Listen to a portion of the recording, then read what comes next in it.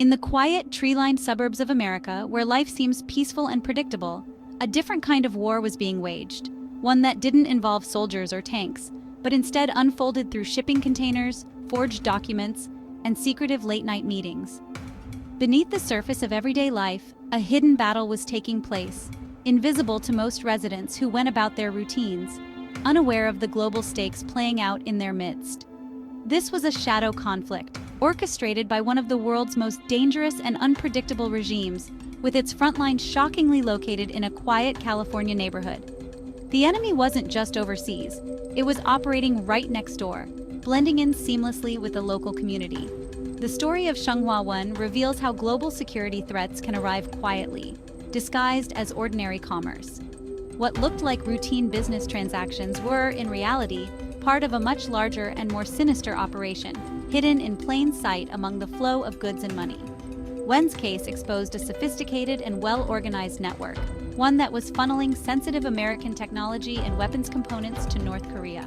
This network bypassed international sanctions with alarming ease, exploiting loopholes and weaknesses in the global supply chain and putting advanced tools of war into the hands of a hostile regime. The United States, long a leader in efforts to contain North Korea's ambitions, suddenly found itself in an unexpected and troubling position, an unwitting supplier to the very regime it had worked so hard to isolate. The implications were profound, raising urgent questions about national security and the vulnerabilities of an open society. Imagine for a moment, a seemingly ordinary neighbor, someone you might greet on your morning walk, secretly acting as a procurement agent for a hostile foreign power. This person was buying advanced equipment, gathering sensitive technology, and shipping it across the Pacific, all while maintaining the appearance of a normal life. As we delve deeper into this case, we uncover not just the actions of one man, but a broader, more dangerous strategy at play. A strategy that turns America's own open markets, its economic strengths, and its trust in commerce against itself. This is the new face of modern conflict, where the battlefield is everywhere and the enemy can be anyone. To truly understand the inner workings of this international smuggling ring, we must first look closely at the man at its center.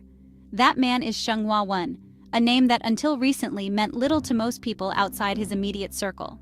On the surface, Wen appeared to be an unremarkable Chinese immigrant, living a quiet life as a husband and father in the suburbs of Southern California. He blended seamlessly into his community, attending local events, shopping at neighborhood stores, and raising his children like any other parent. But this very anonymity was his greatest asset. Wen was a master at blending in, conducting his illicit business right under the noses of unsuspecting neighbors and authorities hiding in plain sight. Wen's transformation into a North Korean arms broker didn't happen overnight. It was a gradual process, fueled by a combination of opportunism, ambition, and greed. He started small, but soon realized the immense profits that could be made by connecting desperate buyers with secretive suppliers. As a Chinese citizen with access to the vast American market, Wen was the perfect middleman. He was willing to take risks for profit, and he methodically built connections with Pyongyang, North Korea's secretive capital, over the years. To his community, he was just another immigrant, quietly going about his business. But to North Korea, Wen became a vital link in their international supply chain, a trusted facilitator who could move goods and money across borders. Wen became an expert in creating shell companies and forging documents, skills that allowed him to operate for years without drawing suspicion from law enforcement or financial regulators. Ultimately, Wen's story is a powerful case study in how personal ambition and greed can align with the strategic goals of a rogue state. His actions didn't just enrich himself, they posed a direct and growing threat to global security, showing how one individual can become a crucial player in the shadowy world of international crime. Shenghua 1's American story began like many others, arriving on a visa, seeking opportunity. But when his visa expired, he stayed, living in the shadows and finding freedom from scrutiny. During this time, he cultivated connections that led him down a criminal path, making him a prime candidate for North Korean recruitment.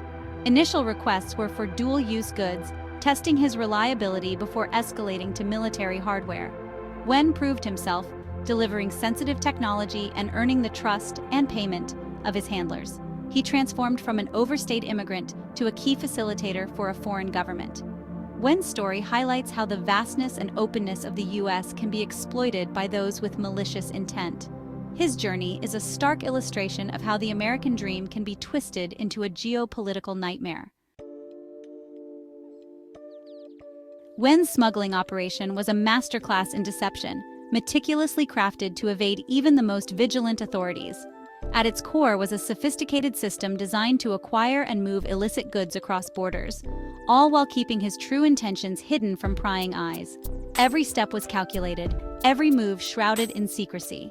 Wen personally scoured the United States for items on North Korea's clandestine wish list. He targeted everything from cutting-edge electronics to restricted firearms, making purchases under a web of false identities and forged documents.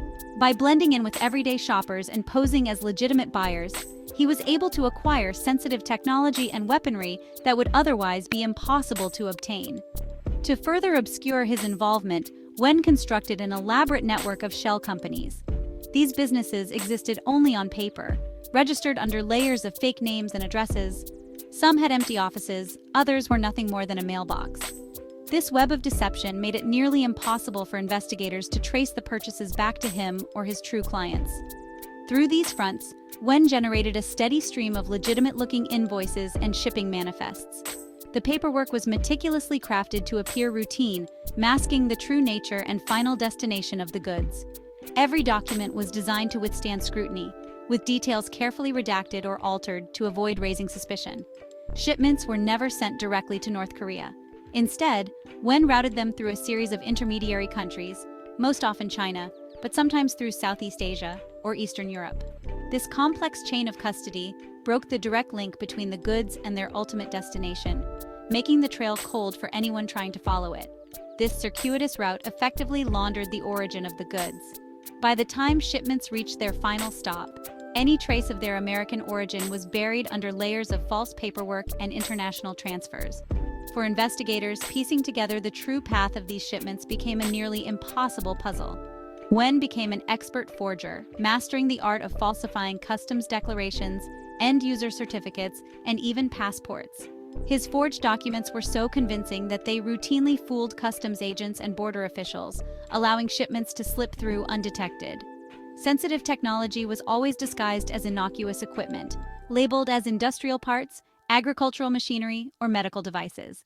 But in reality, these shipments were destined for the North Korean military, where they would be repurposed for weapons development and surveillance. Through this meticulous planning and relentless attention to detail, Wen kept a steady stream of American technology flowing into the hands of one of America's staunchest adversaries.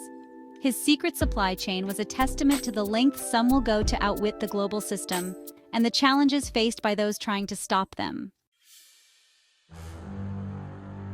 Wen's smuggling list read like a catalog for building a modern military force. He bought firearms, ammunition, and scopes, essential for special forces and clandestine operations. Beyond guns, he procured devices for detecting chemical warfare agents, hinting at North Korea's offensive ambitions. He shipped advanced surveillance equipment, giving Pyongyang new intelligence-gathering capabilities. Night vision and thermal imaging systems provided a decisive edge in combat. Most audaciously, Wen attempted to ship entire aircraft engines, potentially for military planes, drones, or missiles. These Western-made engines are tightly controlled for a reason. They're foundational to modern military power. Wen's success in acquiring and exporting these items was a stunning breach of security, directly upgrading North Korea's military potential. Wen's elaborate scheme couldn't last forever. The FBI and Homeland Security, focused on counter-proliferation, began investigating after spotting suspicious transactions or receiving a tip. The breakthrough came when agents intercepted a shipment, discovering military-grade technology disguised as mundane goods. This evidence allowed investigators to trace the shell companies and connect the dots to Wen. The paper trail he created to hide his activities became the map that led authorities to his door. Wen was arrested at home. Searches uncovered communications with North Korean contacts, financial records, and forged documents.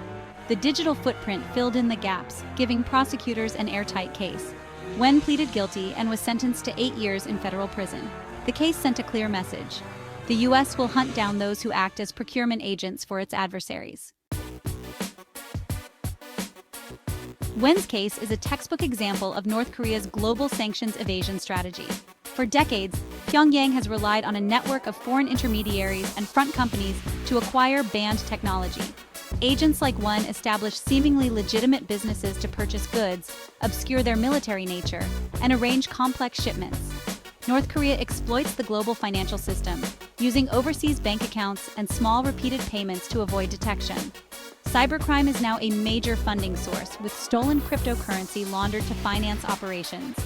The regime's playbook is constantly evolving, adapting to new technologies and scrutiny. Experts warn that North Korea's sanctions evasion network is persistent and dangerous. The Wen case is real-world proof of this ongoing global threat.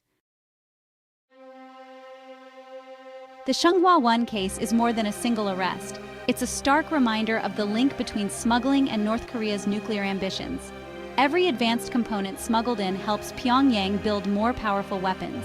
Smuggled American technology shifts the military balance, emboldening the regime and raising the risk of conflict. The case exposes the limits of sanctions and the need for constant vigilance. If North Korea can acquire sensitive U.S. technology, other rogue states may try as well. Wen's story is a wake-up call for governments and industry to close security loopholes.